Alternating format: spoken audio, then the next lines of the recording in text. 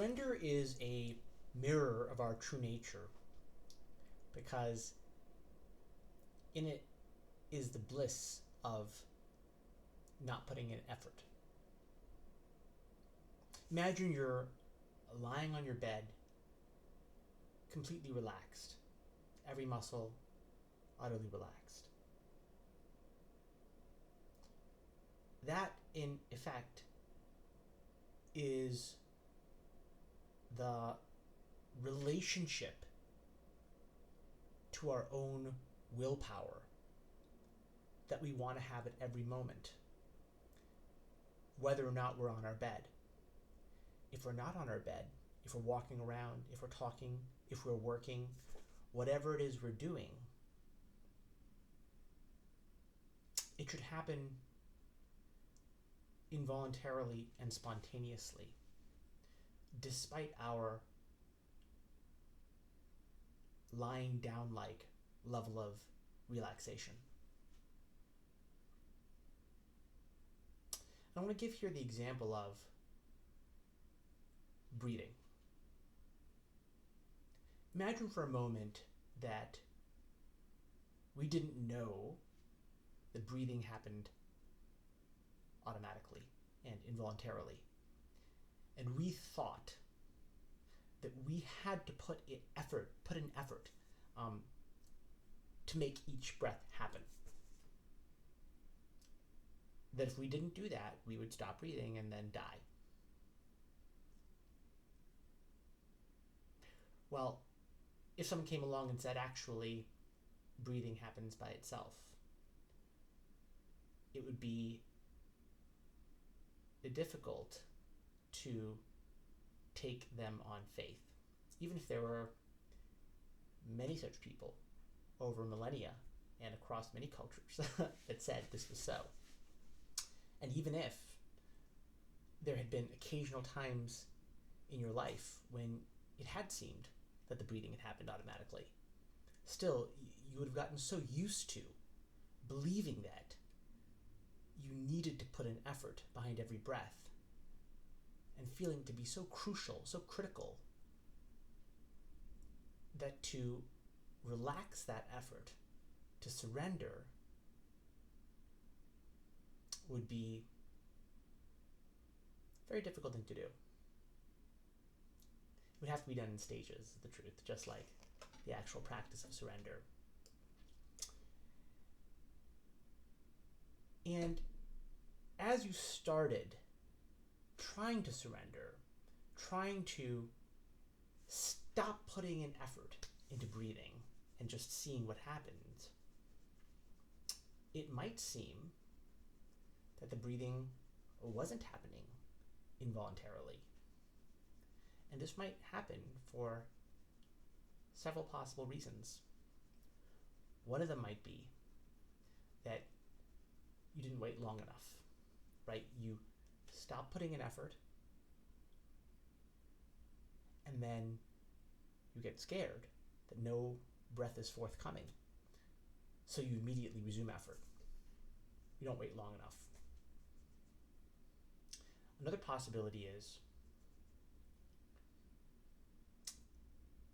there might be certain rituals that you have that surround this act of effortful breathing, right? You might have come to believe like, oh, you need to do it in this way, in this manner. You need to have your lucky charm with you, otherwise it doesn't work, right? Because it's so critical that you breathe continuously and you do it effortfully. And when you let go and surrender, and those extra things that aren't actually connected to breathing don't happen the way that you're used to them happening, you might conclude the breathing isn't happening. In fact, that's not true, first of all. And secondly, it's not only that we may think of those things as required for breathing, we may not even realize that the breathing is the core activity and that all these other things are extraneous, superfluous accessories that aren't actually critical at all. We may think of the whole thing as one big glob of stuff that needs to happen. it's all critical. We don't know what the critical part is. So we think it's all one big critical thing. But in fact, there's only actually one strand which is critical. All the rest is support that we think is important, but is not actually important, because the breathing, which is the actual important strand, will happen on its own by itself.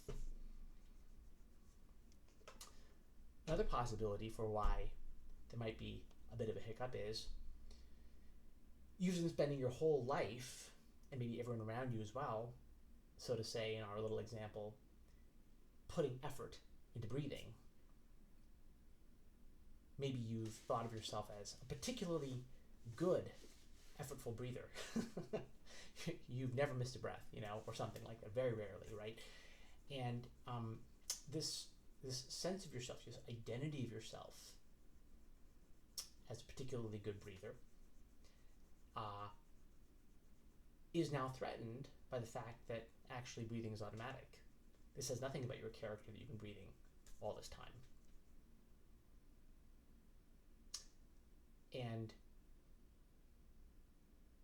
at some level, there may even be for a moment an objection from inside that if it's true that breathing is in fact automatic, all these years of painfully labored, effortful breathing have been a waste and unnecessary.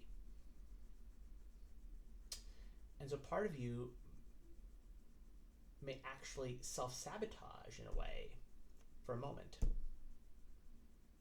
and make it so it seems like you're not actually breathing. But how long can you keep that up? Not forever. Eventually the breathing will reassert itself. So if you surrender through some of these issues, the breathing will happen. Or when you were effortfully breathing, you were breathing in this particularly difficult, complicated way, and you thought that was required. And again, maybe even the breathing doesn't happen in that way. But nevertheless, it turns out you're surviving anyhow. Because that particular kind of breathing, which was a particularly affected and performative kind of breathing, was not actually crucial to sustaining your life.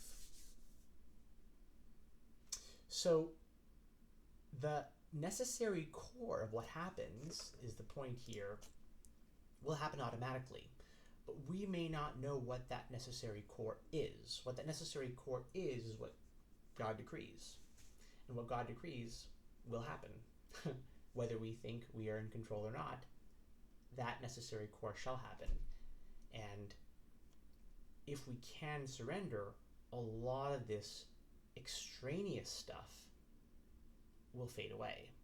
But there can be a transitional period where, because we're used to things occurring in a certain kind of way and with certain paraphernalia around it, those things may not happen.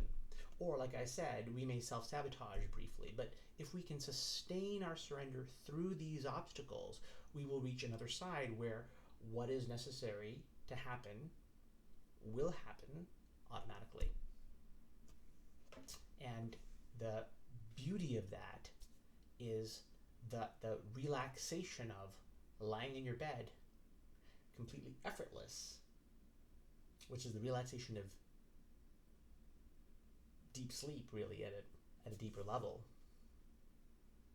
can be, in some profound sense, enjoyed while awake.